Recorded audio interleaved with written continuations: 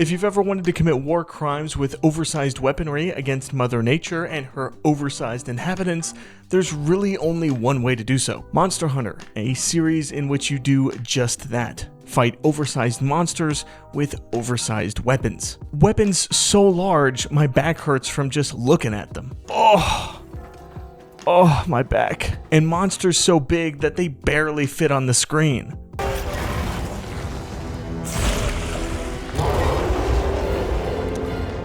Yeah, we're screwed.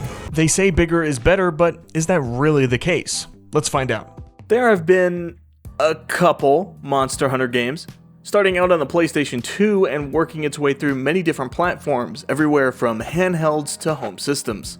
Monster Hunter games are pretty unique in the sense that the newest release doesn't always invalidate the previous titles. Each game has a twist on the formula, which means that Wilds is not just the newest and best, it has to solidify its spot all the same among the other modern Monster Hunter games, Rise and World. In some ways, I think it does, and in others, I don't think it quite hits the mark. Monster Hunter is a co-op game. You can play solo just fine, but one of the biggest draws of the series is teaming up with other hunters to take down the most formidable monsters. In true Monster Hunter fashion, the menus are stacked and complicated, which makes getting together with your friends a confusing endeavor at first. Though to Wilds' credit, link parties have been introduced, which streamline the multiplayer process more than it's ever been. You still fighting it? Yep. Link parties are great. You start up a link party and you're just together. Whenever someone from the link party starts a hunt, everybody in the party gets an invite and you can jump right into the action. This seamless multiplayer is at odds with the campaign though. There are 6 story chapters in Wilds, with the first 3 being low rank. Low rank is where the problem is, and this brings us to a section I like to call, "So you want to play with your friends, huh? Too bad." It's a work in progress title. Give me a break. You can technically play with somebody in the low rank campaign, but it's a campaign in the butt. You see, the joke here is that I use the second half of the word campaign and use it as the word pain, as in something is painful. Campaign, pain, painful. Okay, we're good, yeah. The story section's completely single player. You cannot play with anyone during these moments. Once you start a fight with a monster, then your Link party members can join, but only if they're either at or past the part of the campaign that you're at.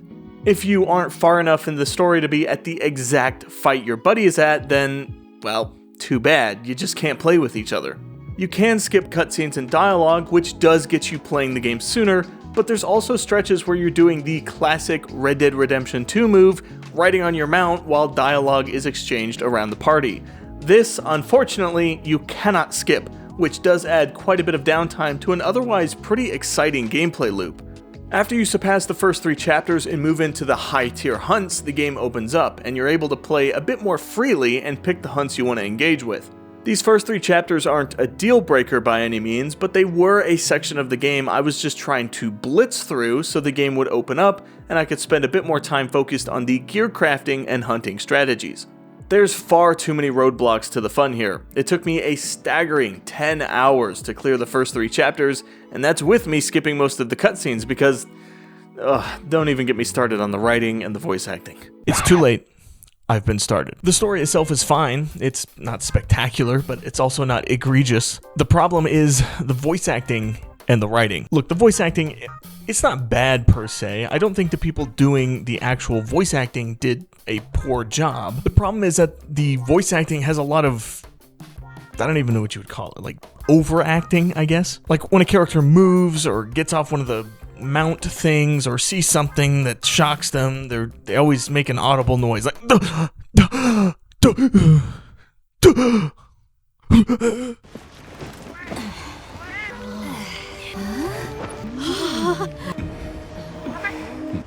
Can you take the rear?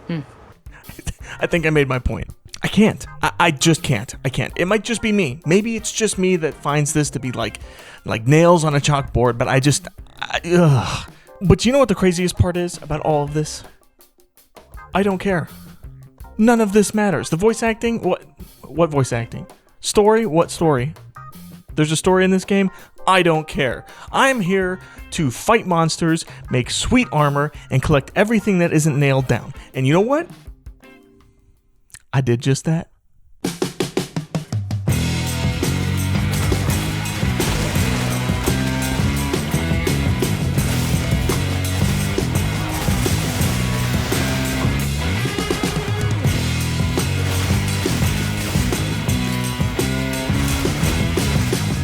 Who would have thought the highlight of a game called Monster Hunter would be the monsters and the hunting of them?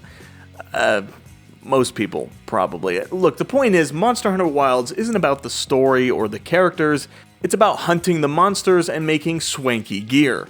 In that sense, Wilds is just as good as its predecessors, but there are some smaller changes that mostly affect the game in a positive way.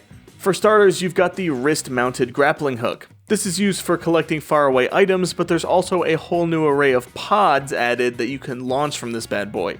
It's a great addition, and as you start refining your hunting methods, you'll find a lot of these various pods you can shoot can give a pretty sizable edge in a fight.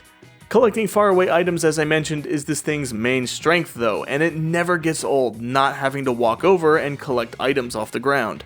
The other big change to your equipment is the mount. These birds are your main form of traversal. They allow you to resupply mid-hunt, and they actually hold another weapon for you that you can switch to on the fly. That all sounds pretty helpful, so what are these birds called? I don't know. It's a secret. It's a secret. You see, the joke here is that I use secret and secret interchangeably.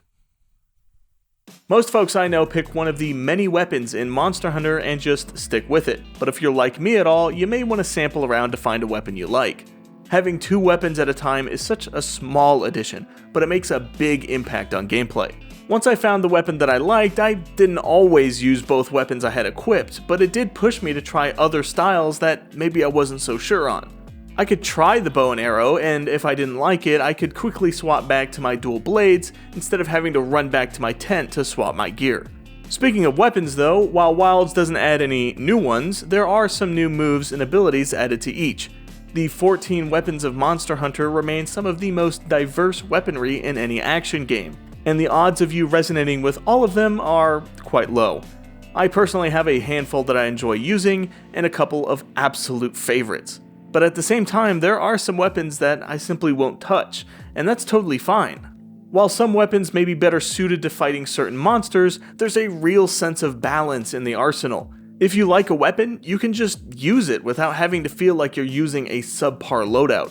If you've had a favorite weapon in previous Monster Hunter games, that likely won't change here. But each weapon has a couple of new tricks up their sleeve, and I found some of my personal favorites had some new and improved skills to master.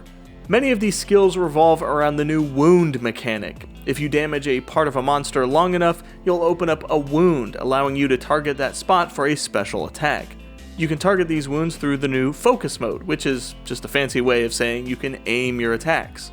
These work for, of course, the wounds, but they also work to re-angle yourself mid-combo, so that lengthy attack that does a ton of damage can be readjusted to avoid those cases where the monster just barely dodges out of the way. Multiple weapons, wounds, the focus mode, and the slinger all help to really make the Monster Hunter core gameplay really shine. Where the wire bugs added a new layer to the gameplay in Monster Hunter Rise, Monster Hunter Wild really focuses on streamlining that core gameplay loop. Unfortunately, not everything is perfect, and the number one complaint that I have is the eating. In previous Monster Hunter games, eating was a ritual. You pick a hunt, get everybody together, and then eat, and then go on the hunt. That's no longer the case in Monster Hunter Wilds. You eat out in the wilds. In Wilds, you eat in the wilds. You eat out on the fly, and your food has a set duration, which means that I constantly found myself running out of food mid-hunt, which means I was cooking a lot on the barbecue while there was a giant monster over there slashing my teammates to bits. So, sorry about that, guys. Daddy hungry. And I'm over here grilling up a 5-course meal just because my food ran out and now half of my health is gone. What's up with that? But what's even worse than that is that the cats no longer cook for you. What is that all about? Instead, the cats just lay around and sleep. Durf, wake up. We got stuff to do. Useless. In all seriousness though, the cooking is only a minor annoyance, and the additions add a lot more convenience to the game than they do frustrations. Individually, Monster Hunter's systems can be convoluted and annoying to work with, but when it all comes together, there really is nothing quite like it. Using all the tools at your disposal to coax the monster into traps or initiating a turf war between multiple monsters is fun and provides an ever-changing landscape for you to work with.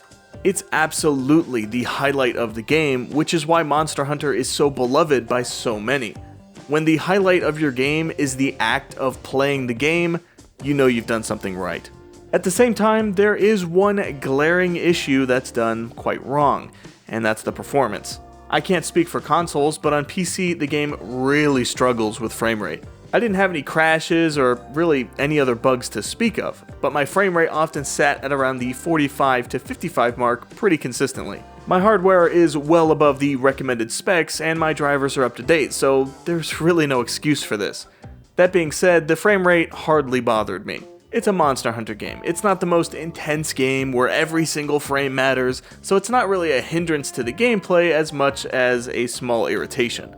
If you're on the fence because of the performance, I wouldn't worry too much. All in all, Monster Hunter Wilds is, in a lot of ways, just another Monster Hunter game. While the refinements made do add a lot of convenience and streamline a lot of things, at the end of the day, you're still playing what is essentially a pretty standard Monster Hunter game, which is fine. The combat and gear crafting loop is as addicting as it's ever been. Weapons are weighty and fun to master. Monster interactions can be really dynamic and fun to manipulate. And once you get into the meat of the game, it's even more fun to do all that with some friends. It's a game that's hard to put down once you get into it, and I wouldn't call it the easiest game, but it's also not very punishing for your mistakes. Look, it's fun, like really fun, and right now all I want to do is play more Monster Hunter. So let me know down in the comments if you've played this newest Monster Hunter game and what you think about it.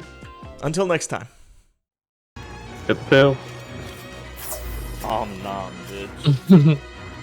Hey, buddy. You forgot something. Cause we chopped his tail off. Yeah.